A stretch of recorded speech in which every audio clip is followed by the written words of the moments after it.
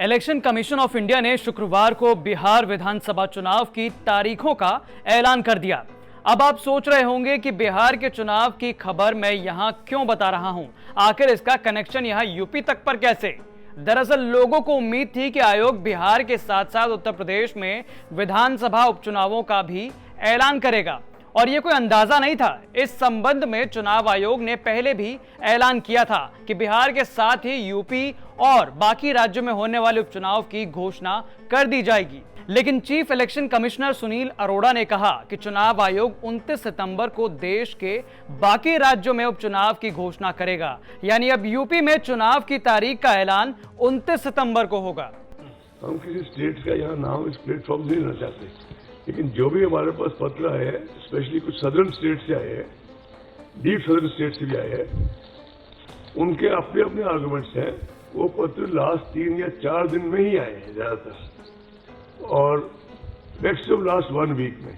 तो जो हमने सितंबर को आपको दिया था प्रेस रिलीज, हमें उस वक्त तक ये तो नहीं वो थी एक अंदेशा कि we are going to get references, very well reasoned out references. और आफ्टर ऑल जब किसी स्टेट का सीईओ और सीए एक बहुत डिटेल्ड रेफरेंस करते हैं, तो आप उसे मानो या ना मानो, पूरा मानो या आधा मानो, एक उस पर विचार तो करना पड़ेगा ना। जी सर। इसीलिए तो हमने ऑलरेडी ट्यूसडे को मीटिंग रख दी। तो सारे बाई इलेक्शन उसी दिन होंगे अनाउंस।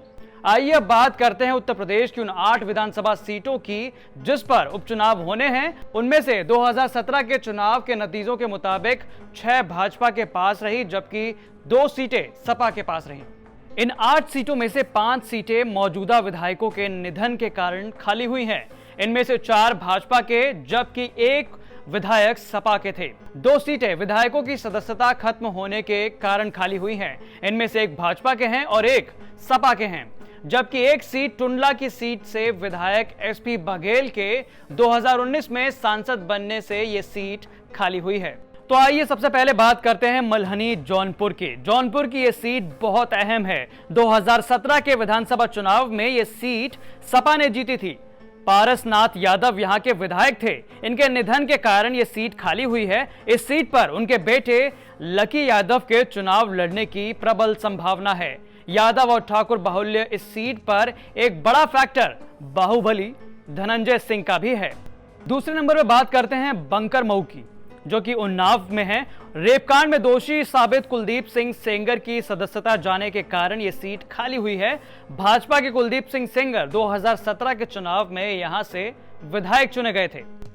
तीसरे नंबर पर है देवरिया की सदर सीट। भाजपा के विधायक जन्मजय सिंह के निधन के कारण यह सीट खाली हुई है। चौथे नंबर पर है स्वार, जो कि रामपुर में है। कम उम्र साबित होने के कारण आजम खान के बेटे अब्दुल्ला आजम की सदस्यता खत्म कर दी गई थी। इसी वजह से स्वार की सीट खाली हो गई है। इस पर अब चुनाव होंगे।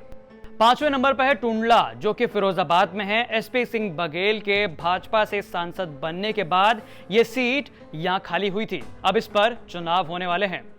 6वें नंबर पर है बुलंदशहर। 2017 के चुनाव में यहां से भाजपा के वीरेंद्र सिंह सिरोही विधायक चुने गए थे। उनके निधन के कारण यह सीट खाली हुई है और इस पर भी अब चुनाव होंगे। 7वें नंबर पर है घाटमपुर, जो कि कानपुर में है। योगी सरकार में मंत्री कमल रानी वरुण के निधन से यह सीट खाली हुई है। कोरोना संक्रमण के चलते मंत्री कमल रानी वरुण का निधन हुआ था और अब चुनाव होंगे इस पर। और 8वीं और अंतिम सीट है नौगांव सादात की, जो कि अमरोहा में है। 2017 के चुनाव में चेतन चौहान भाजपा के विधायक चुने गए थे। योगी सरकार के दूसरे मंत्री जिनका कोरोना की वजह से निधन हुआ। मंत्री चेतन चौहान के निधन से यह सीट खाली हुई और अब इस पे चुनाव होने हैं। अब बात करें यहां पर तैयारी की, तो योगी सरकार, जो कि सत्ताधारी सरकार है, अभी सभी 8 सीटों पर अपना पताका फहराने के लिए पूरी ताकत लगा रही है। उसे सबसे ज्यादा जौनपुर की मल्हनी और रामपुर की स्वार सीट पर मेहनत करनी होगी, क्योंकि अपने अस्तित्व में आने के बाद भाजपा सरकार कभी भी इन सीटों पर जीत नहीं पाई है। दूसरी ओर सपा ने भी इसमें ताकत झोंक रखी है, जिससे उसके नंबर कम ना हो। 2022 में होने वाले विधानसभा चुनाव से पहले इन 8 सीटों पर होने जा रहे उपचुनाव के नतीजे काफी मायने रखेंगे, क्योंकि कहीं ना कहीं ये जनता के मूड का भी थोड़ा बहुत टेस्ट जरूर है। वहीं अगर योगी सरकार के लिए विपक्ष की बात करें तो उनका इस बार का सबसे बड़ा मुद्दा होगा यूपी में बेकाबू लॉ एंड ऑर्डर, बेरोजगारी, कोरोना महामारी के दौरान हुई धांधलियां। अब देखना यह होगा कि जनता इन मुद्दों पर अपना क्या रुख दिखाती है। लेकिन आप यूपी से जुड़ी तमाम खबरों के लिए देखते रहें यूपी तक।